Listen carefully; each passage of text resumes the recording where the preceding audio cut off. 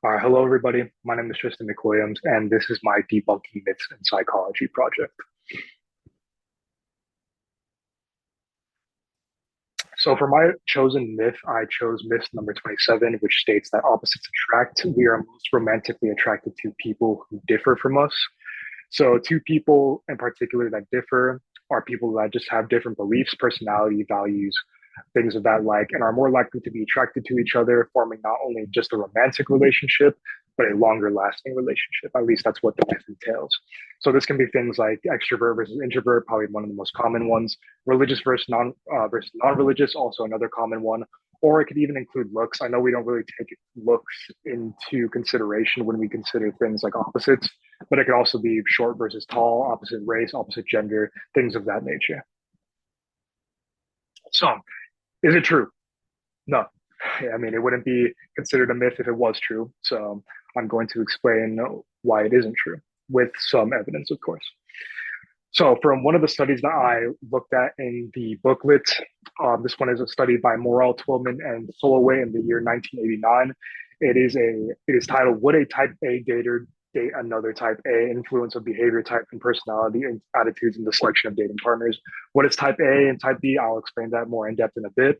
But from the study in particular, they found that people with a Type A personality style prefer dating partners who also are Type A, and the opposite goes for people with Type B. Type A and Type B males, as well as Type B females, prefer dating partners identical to their own behavior type. So Type A's will date other Type A's. Type B, specifically female, will date other Type B's as well. So, what are type A's and type B's in the study in particular? Well, type A's are individuals who are ambitious, competitive, impatient, and hard driving. Type B individuals who are relaxed, less stressed, and less competitive. They're, in the sense, the antithesis of each other. And again, these are the opposites in question that are going to be being applied to this myth. So the study found that it actually debunked this myth entirely, saying that type A's are more keen or interested in forming romantic relationships with other type A's, and type A's actually struggle to form close relationships with type B. So they found it difficult to form relationships with people that were more relaxed, less stressed, and less ambitious.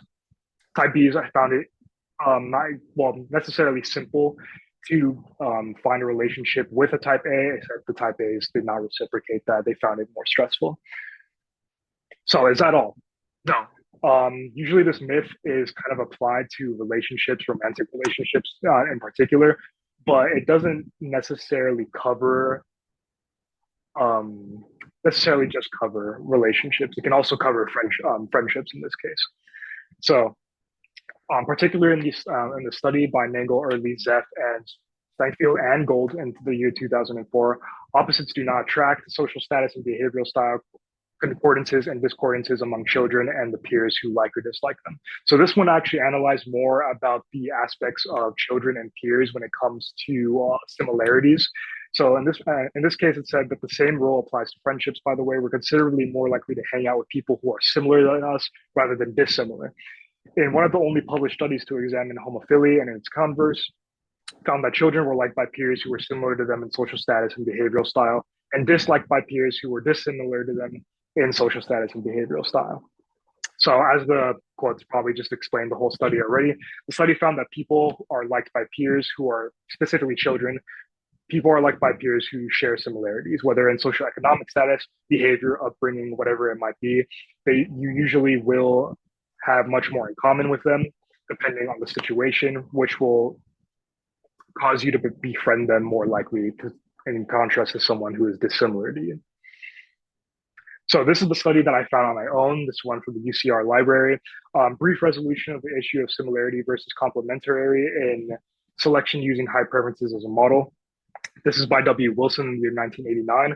So this one hypothesizes that people are more comfortable when it comes to having a partner that is more similar to them rather than more complementary to them. So complementary means that they're usually different and the like, mainly due to physical traits or aspects such as high age difference, whatever it might be. So usually someone will date, in this study in particular, it used height as a measurement. So a person would date someone that was taller than them, mainly because it complemented them much more compared to someone who is the same size as them. So again, complementarity in this scenario is kind of used as another placeholder word for opposite. So in the study, it describes mainly, again, height as a measurement, but it found that similarity was more sought after by individuals rather than complementarity. Again, stating that opposites don't attract. Again, people would rather hang out with people that are much more similar to them. They would rather date people that are much more similar to them compared to being the opposite to them. So those are my references right there, but the two from the booklet as well as the extra one that I found at the library. And yeah, that is all I have for today. Thank you so much for everything. And I hope you enjoyed this. Sorry if I stuttered a lot too.